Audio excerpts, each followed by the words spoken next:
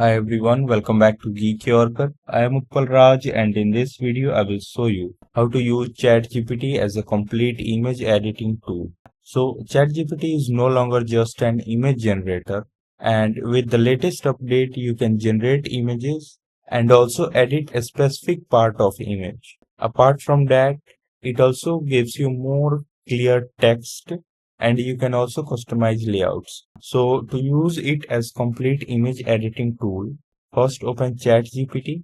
Now you need to access images section of ChatGPT. And for that, just click on this more option and select images. And now you just need to describe what you want to create, what kind of image. You can also attach some reference. So just generate the image with the prompt, and after generating, you can particularly send some prompt for better improvement, specifically with the text options.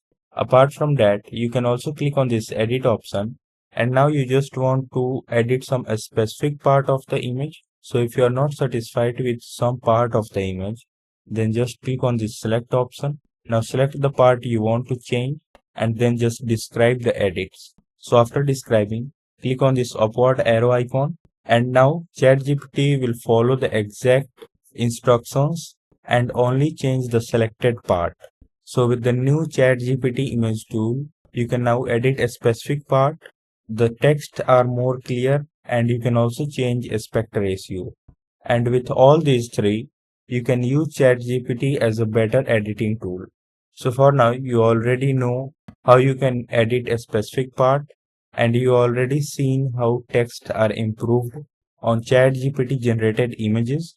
And now I will also show you how you can change aspect ratio. So now after editing the specific part of the image, if you want to change aspect ratio, then just click on aspect ratio option and select any of the option. So you can also change text, improve quality or replace object inside the image. And by combining all these features including aspect ratio, you can easily create and edit images without using any separate software. Provide a good prompt with good reference. And that's it. If this video helped you in any way, make sure to like it, share it and subscribe to Geek Yorker. Thanks for watching.